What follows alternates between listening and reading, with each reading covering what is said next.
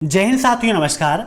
Triple C जुलाई 2021 और अगस्त 2021 के लिए ट्रिपल सी ऑक्सीजन बैच की इस सीरीज में एक बार फिर से आप सभी का बहुत बहुत स्वागत है।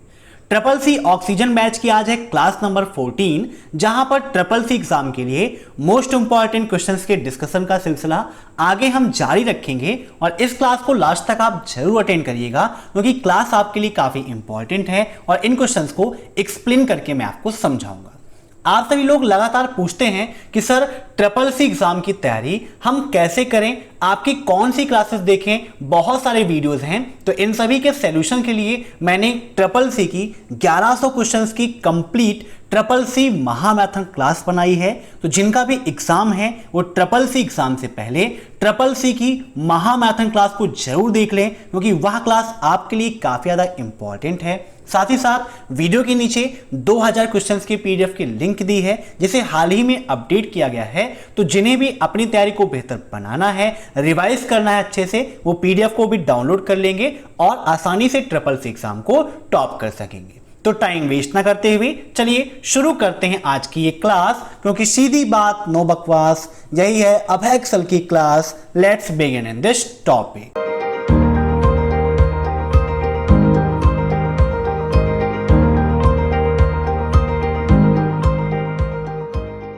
पहला क्वेश्चन है आपका, रुपे डेबिट कार्ड के लिए सहमति है सिंगापुर नेट्स, चाइनीज यूनियन पे, बोथ या नन ऑफ द एबव। ये क्वेश्चन सेम टू सेम ऐसे ही ट्रिपल सी एग्जाम में पूछा गया था। बताइए क्या होगा इसका राइट आंसर। इन सभी क्वेश्चंस को आप मॉक टेस्ट के रूप में लेते रहिए और कमेंट बॉक्स में आंसर्स देते रहिए। वीडियो के लास्ट में आप जरूर बताइएगा कि आपके कितने क्वेश्चन सही हुए हैं, और हर क्वेश्चन के लिए 3 सेकंड की टाइमिंग मैंने रखी हुई है। तो इसका राइट आंसर हो जाएगा ऑप्शन सी, बोथ, क्योंकि सिंगापुर नेट्स और चाइनीज यूनियन पे ये दोनों रुपे डेबिट कार्ड के लिए सहमति हैं। अब नेक्स्ट, भीम ऐप का नाम किसके नाम पर रखा गया है? गांधी जी, अंबेडकर जी, सुभाष चंद्र बोस जी के, या फिर none of the above, means इनमें से कोई नहीं। बताइए क्या होगा इसका राइट आंसर। तो इसका राइट आंसर हो जाएगा ऑप्शन बी, अंबेडकर जी के नाम पर भीम ऐप का नाम रखा गया है। भीम ऐप आपके लिए काफी इंपॉर्टेंट है, ट्रिपल सी एग्जाम में काफी सारे क्वेश्चन पूछे जाते हैं। तो आइए भीम ऐप के बारे में जान लेते हैं। यहां पर आप सभी लोग देख रहे हैं भीम ऐप का फिगर। भीम ऐप के द्वारा आप क्या कर सकते हैं? मनी ट्रांसफर कर सकते हैं। मनी एक्सेप्ट मीन्स आपको मनी की जरूरत है तो आप ले भी सकते हैं। इसके अलावा क्यूआर कोड के द्वारा भी आप पेमेंट कर सकते हैं, ले सकते हैं। ठीक है, कई सारी सर्विसेज हमें मिलती हैं जिसका हम इसके द्वारा आसानी से उपयोग कर सकते हैं। भीम ऐप को लॉन्च इसीलिए किया गया था, मींस इसका जो उद्देश्य है वो यही था, बैंक टू बैंक डायरेक्ट पैसे को ट्रांसफर करना, means account to account transfer के लिए। इसका फुल फॉर्म क्या होता है, यह भी ट्रिपल सी एग्जाम में काफी पूछा जाता है। तो इसका फुल फॉर्म होता है भारत इंटरफेस फॉर मनी।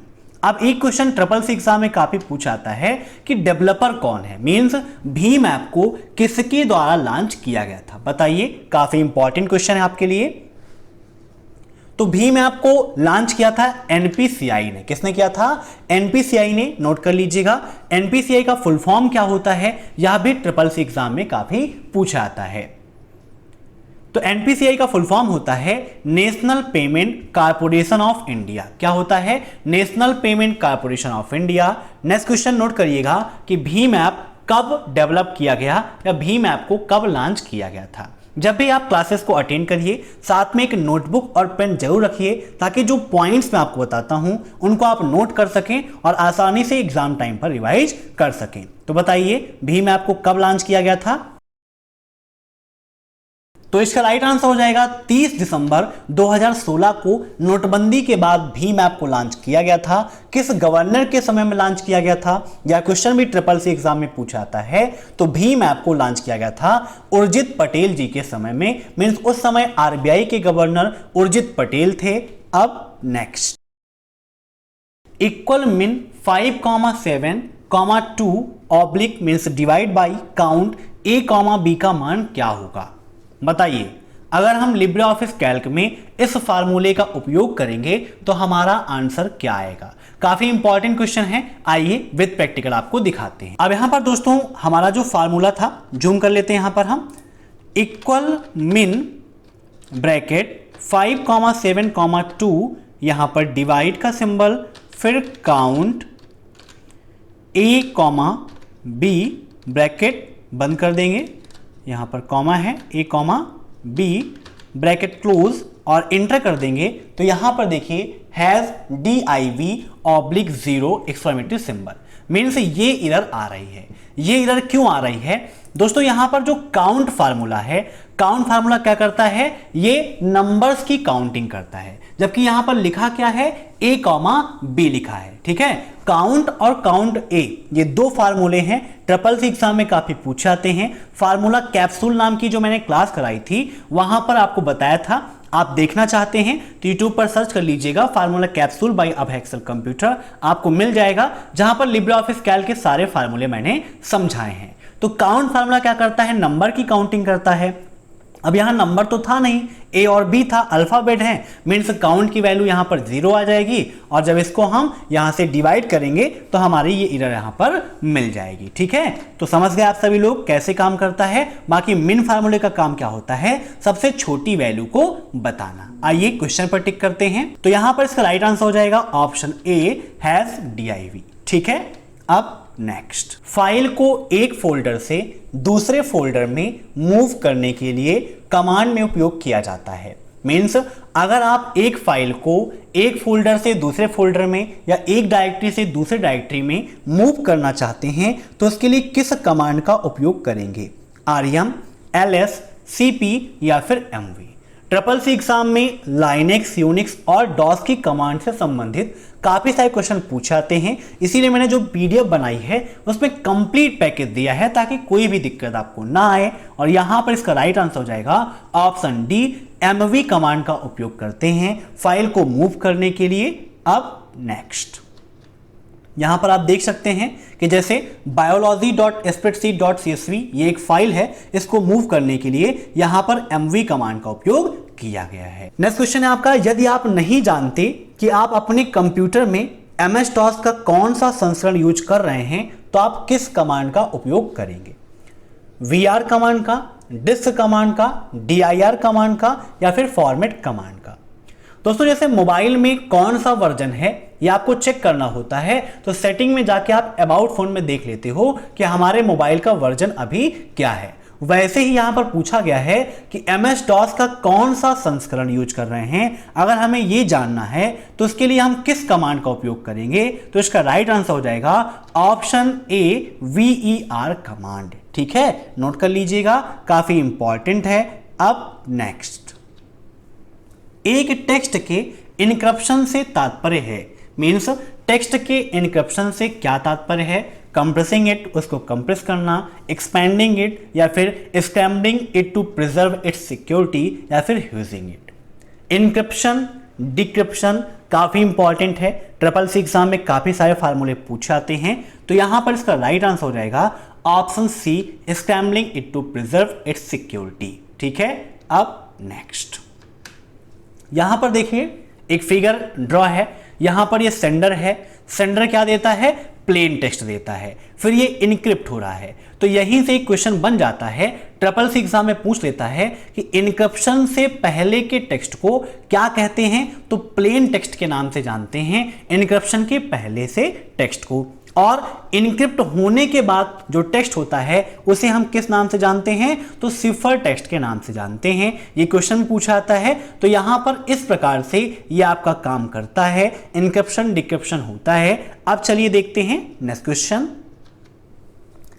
कोई इस कार्य को कार्यान्वित करने के लिए RPA तकनीकी का उपयोग नहीं कर सकता है, मीन्स निम्न में से कौन सा काम है जिसके लिए RPA तकनीक का उपयोग नहीं होता है, अकाउंटिंग, टेलीकम्युनिकेशन, रिटेल या फिर नन ऑफ दीज। काफी इंपॉर्टेंट क्वेश्चन है, बताइए क्या होगा इसका राइट आंसर। तब तक यहां पर देखिए एक फिगर आपको दिखाते हैं, राइट आंसर इसका नन ऑफ दीज हो जाएगा। यहां पर देखिए रोबोटिक प्रोसेस ऑटोमेशन, अब आरपीए का फुल फॉर्म भी ट्रिपल सी एग्जाम में काफी पूछा जाता है, आपके लिए इंपॉर्टेंट है। तो आरपीए का फुल फॉर्म ही होता है रोबोटिक प्रोसेस ऑटोमेशन। ठीक है, यहां पर आप देख रहे हैं एक रोबोट लगा हुआ है जो वर्क कर रहा है। आपके होम पेज पर यहां पर देखिए डाउनलोड्स रिपोर्ट्स हो रही है, मीन्स सारा वर्क रोबोट अपने अकॉर्डिंग करता रहता है। जो सुविधाएं हैं वो हमको उसके द्वारा मिलती रहती हैं। ठीक है, तो ऐसे हमारा रोबोटिक प्रोसेस करता है और लगभग हर क्षेत्रों में वर्तमान समय में आरपीए का उपयोग होने लगा है। अभी अपने देश में उतना अत्यधिक नहीं है, लेकिन विदेशों में इसका उपयोग काफी ज्यादा हो रहा है। ठीक है, अब देखते हैं यहां पर हम नेक्स्ट क्वेश्चन। एटीएम कार्ड का पिन कितने अंकों का होता है? एटीएम आप सभी लोग उपयोग करते हैं, बताइए एटीएम का पिन कितने अंकों का होता है? तो इसका राइट आंसर हो जाएगा ऑप्शन बी, 4 अंकों का होता है एटीएम का पिन। अब कभी कभी ट्रिपल सी एग्जाम में ये क्वेश्चन पूछ लेता है कि क्या एटीएम पिन की लेंथ मींस उसकी जो लंबाई है वह हम अपने अकॉर्डिंग रख सकते हैं? तो फॉल्स है। देखिए फिक्स है, 4 डिजिट का रखना है। ये अलग की बात है कि हम अपने अकॉर्डिंग भी डिजिट को रख सकते हैं। बैंक ये ऑप्शन हमें अब देता है, पहले बैंक से हमें मिलता था कोड, लेकिन अब वो हमें कस्टमाइज करने का ऑप्शन देता है, अपने अकॉर्डिंग हम सेट कर सकते हैं। लेकिन ये नहीं है कि हम 10 अंक का एटीएम का पिन जनरेट कर सकते हैं या 12 अंक कर लें, 20 अंक कर लें, तो ऐसा कुछ भी नहीं है। अब next, UTXO stand for, UTXO का फुल फॉर्म क्या है? Unspent transaction office, united transaction office, united transaction output या अनस्पेंड ट्रांजैक्शन आउटपुट। तो इसका राइट आंसर हो जाएगा ऑप्शन डी, अनस्पेंड ट्रांजैक्शन आउटपुट। जैसे आप सभी लोग अपने बैंक अकाउंट में पैसा रखते हैं और कभी कभी क्या होता है कि हमें अपना अकाउंट क्लोज कराना होता है, तो हम अकाउंट से पैसा निकालते हैं और मान लीजिए कि हमारे अकाउंट में 1010 रुपए हैं, तो हमने 1000 रुपए निकाल लिया और 10 रुपए हमारे अकाउंट में बच गया, है ना। ऐसे बहुत सारी चीजें हैं, बहुत सारी ऐप हैं या रिचार्ज करने के बहुत सारे ऐप हैं जहां पर कुछ अमाउंट बच जाता है। जैसे कि मान लीजिए किसी में 8 रुपए बच गया, अब 8 रुपए का कोई रिचार्ज तो होता नहीं है, तो वो उसमें पड़ा रहता है। वैसे ही जब हम क्रिप्टो करेंसी का उपयोग करते हैं तो वहां पर ट्रांजैक्शन करने के बाद जो बच जाता है वही है आपका UTXO। ठीक है, जो बिटकॉइंस बच जाती हैं, जो वहां पर मनी बच जाती है, वही UTXO कहलाता है। अब नेक्स्ट, निम्न में से कौन सा आंतरिक कमांड है? बताइए निम्न में से ऐसा कौन सा है जो इंटरनल कमांड है? VER command, DISK command, DIR command या फिर ANC दोनों? क्या होगा इसका राइट आंसर बताइए, काफी इंपॉर्टेंट है। तो इसका राइट आंसर हो जाएगा ऑप्शन डी, ANC दोनों। ठीक है, नोट कर लीजिएगा। अब नेक्स्ट, किस प्रोटोकॉल को कनेक्शन ओरिएंटेड प्रोटोकॉल कहा जाता है? बताइए ऐसा कौन सा प्रोटोकॉल है जिसे हम कनेक्शन ओरिएंटेड प्रोटोकॉल कहते हैं? HTTP, FTP, यूजनेट या TCP/IP? तो इसका राइट आंसर हो जाएगा ऑप्शन डी, TCP/IP को कनेक्शन ओरिएंटेड प्रोटोकॉल कहा जाता है। अब बच्चों कभी कभी ट्रिपल सी एग्जाम में यह पूछ लेता है कि COP का फुल फॉर्म क्या है? तो COP का full form connection oriented protocol होता है। अब ट्रिपल सी एग्जाम में इन सभी के फुल फॉर्म पूछ जाते हैं। तो HTTP का फुल फॉर्म क्या होता है? तो नोट कर लीजिएगा, हाइपर टेक्स्ट ट्रांसफर प्रोटोकॉल होता है। क्या होता है? Hyper text transfer protocol. FTP का फुल फॉर्म क्या है? तो फाइल ट्रांसफर प्रोटोकॉल होता है। ऐसे ही TCP का full form transmission control protocol होता है और IP का फुल फॉर्म इंटरनेट प्रोटोकॉल होता है। ठीक है, अब नेक्स्ट, इंप्रेस में टेक्स्ट बॉक्स इंसर्ट करने की शॉर्टकट की क्या है? F2, shift plus F2, F3 या कंट्रोल प्लस F2? बताइए क्या होगा इसका राइट आंसर?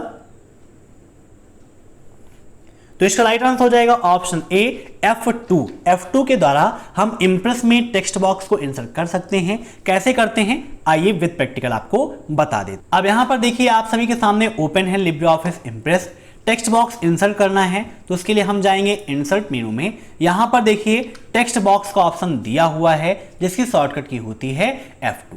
अब ट्रिपल सी एग्जाम में इससे संबंधित एक क्वेश्चन ये पूछ लेता है कि क्या लिब्रे ऑफिस में हम कहीं पे भी मीन्स अपनी स्लाइड में कहीं पे भी टेक्स्ट बॉक्स इंसर्ट कर सकते हैं? तो जी हाँ, बिल्कुल सही है। एक ये पूछ लेता है कि क्या एक ही स्लाइड में एक से अधिक टेक्स्ट बॉक्स का हम उपयोग कर सकते हैं? तो कोई दिक्कत नहीं है, हम आसानी से एक ही स्लाइड में एक से अधिक टेक्स्ट बॉक्स का उपयोग कर सकते हैं और इसकी पोजीशन भी कहीं भी सेट कर सकते हैं। ठीक है, अब देखते हैं हम नेक्स्ट क्वेश्चन। प्रेजेंटेशन डिजाइन्स में स्लाइड की फॉर्मेटिंग व लेआउट को रेगुलेट करने को सामान्यतः क्या कहते हैं? Design plates, templates, place holder या फिर ब्लू प्रिंट्स? बताइए। तो प्रेजेंटेशन डिजाइन्स में स्लाइड की जो फॉर्मेटिंग व लेआउट होता है इसको रेगुलेट करने को हम बोलते हैं template. Option B is right. काफी इंपॉर्टेंट क्वेश्चन है, नोट कर लीजिएगा।